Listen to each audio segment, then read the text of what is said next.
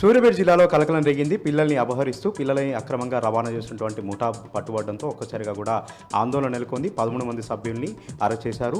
10 మంది చిన్న పిల్లల్ని కూడా గుర్తించి స్వాధీనం చేసుకోవడం జరిగింది. మరొక 23 మంది పిల్లల్ని కూడా అక్రమంగా దత్తత ఇచ్చినట్టుగా, అక్రమంగా రవాణా చేసినట్టుగా పోలీసులు తేల్చడం జరిగింది. సూర్యాపేట జిల్లా కేంద్రంగా గత కొంతకాలంగా ఒక 13 మంది సభ్యులు ముఠాగా ఏర్పడి పిల్లలైనటువంటి దంపతులని ఎరవేసి వాళ్ళని టార్గెట్ చేసి ఇతర ప్రాంతాల నుంచి పిల్లల్ని కిడ్నాప్ చేసి ఇక్కడికి తీసుకొచ్చి వాళ్ళకు అక్రమంగా దత్తత ఇస్తున్నట్టుగా జిల్లా ఎస్పీ నరసింహగౌడ్ తెలపడం జరిగింది.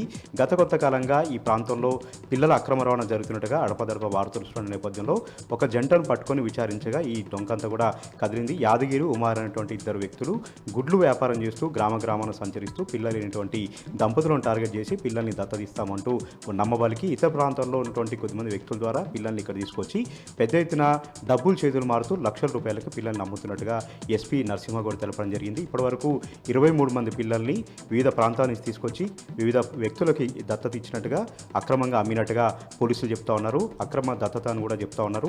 అక్రమంగా దత్తత తీసుకున్నటువంటి వారి పట్ల కూడా కేసులు నమోదు చేశారు. ఈ 13 మందిని కూడా అరెస్ట్ చేసి రిమాండ్ పంపడం జరిగింది. ఒరిస్సా, బీహార్, మధ్యప్రదేశ్, ముంబై ప్రాంతాల నుంచి ఈ పిల్లల్ని తీసుకొస్తున్నట్టుగా కూడా పోలీసులు తెలుపుతారు. ఇది ఒక రాకెట్గా చెప్తా ఉన్నారు. ఇందులో ఎవరెవరి పాత్ర ఉంది, ప్రధానంగా విజయవాడ సంబంధించి, హైదరాబాద్ సంబంధించి, ముంబై సంబంధించి కొద్దిమంది వ్యక్తుల హస్తం ఉన్నట్టుగా కూడా పోలీసులు చెప్తా ఉన్నారు. ఈ 13 మందిని అరెస్ట్ చేసి రిమాండ్ పంపారు. వీళ్ళందరినీ మళ్ళీ కస్టడీ తీసుకొని లోతుగా విచారణ చేసి ఈ పిల్లల అక్రమ రవాణాకు సంబంధించి లోతుగా దర్యాప్తు చేస్తామని కూడా సూర్యాపేట జిల్లా ఎస్పీ తెలపడం జరిగింది.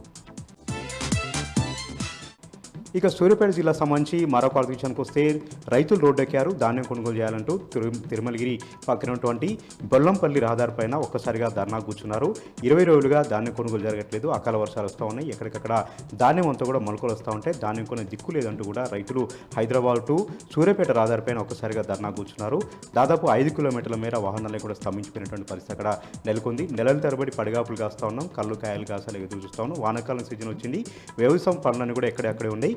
ఈ ధాన్యం కొనుగోలు కోసం కళ్ళాల్లో ఎన్ని రోజులు ఎదురు చూడాలంటూ కూడా రైతులు వాపడం జరిగింది. కలెక్టర్ వచ్చి తమకు సమాధానం చెప్పేంతవరకు కూడా ధర్నా విరమించలేదని భీష్మించి కూర్చున్నారు.